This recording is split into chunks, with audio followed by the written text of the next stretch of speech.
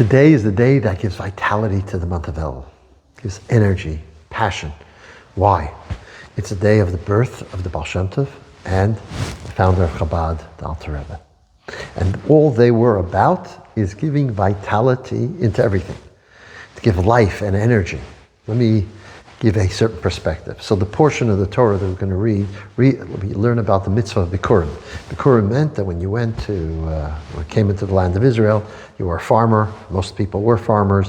When the first fruits grew in the fields, you would take those fruits and bring a portion to the temple and donate it to the Kohen over there.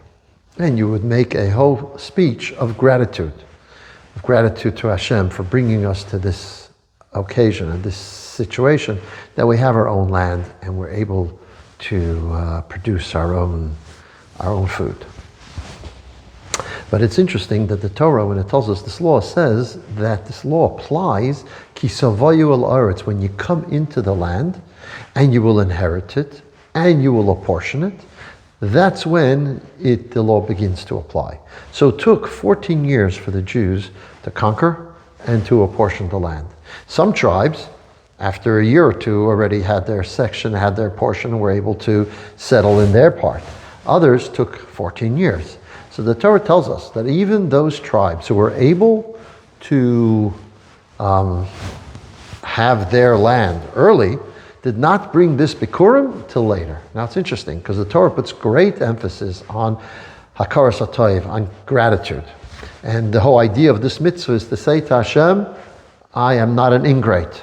I appreciate everything you've done for me. And here I'm giving the first fruit for that.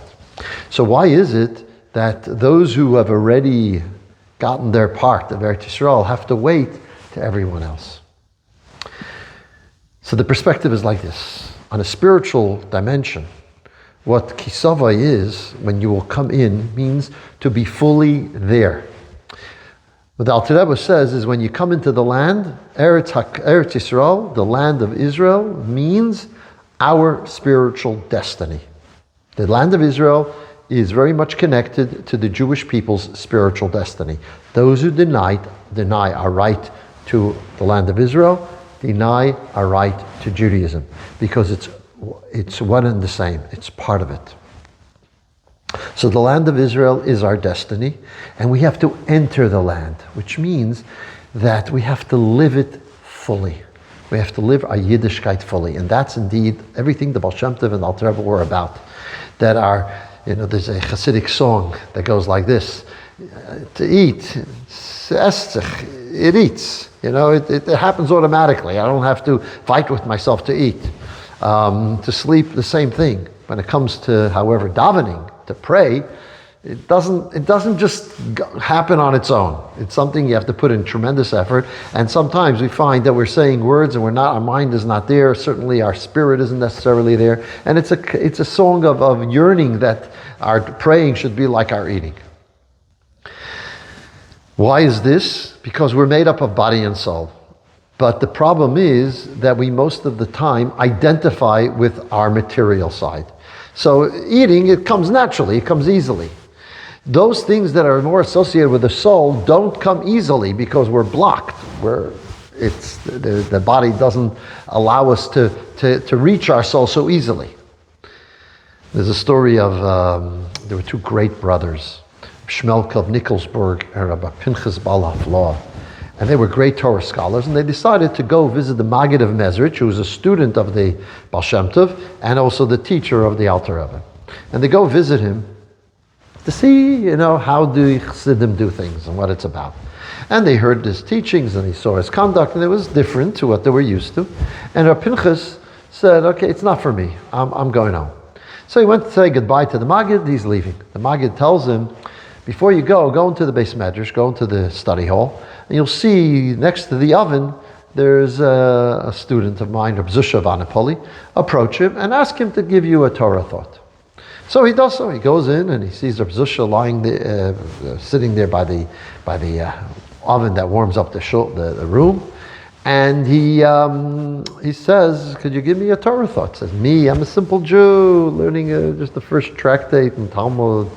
not the deeper ones. What are you going to have for me? He says, listen, the Maggid told me you have to tell me something, so tell me something. So he tells him, says, I'm learning over here as follows. The Talmud says, brings a debate between two scholars, two sages. One says that if you have 9 Jews and an ark, then that's a minyan.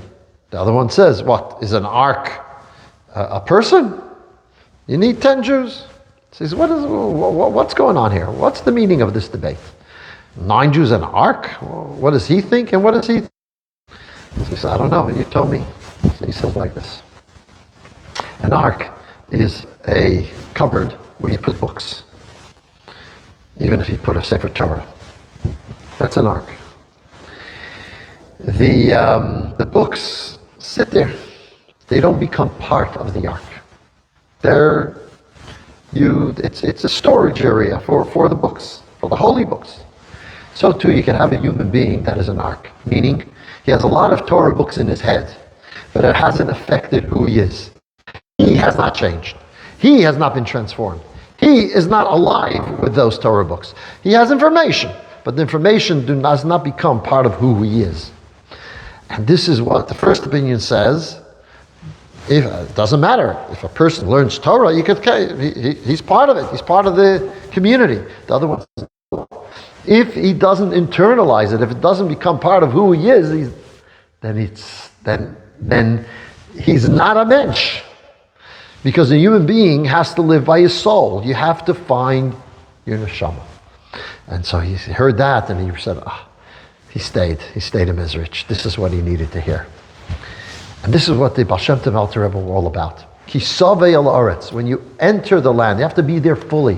As long as all Jews have not taken their part of the land, then you're not there fully. You could be there, but you're still on edge. You still don't have confidence and certainty in your position because other Jews don't have their portion yet. When are we fully in the land? When every single one has their place. And so therefore, this is what Chayel was all about. The Alter Rebbe teaches us how to daven, which means how to be fully into our spiritual experience. That it's not just part of us. It's not an element of our life, but it's all-encompassing. It inspires us. We live through our souls. How do we do that?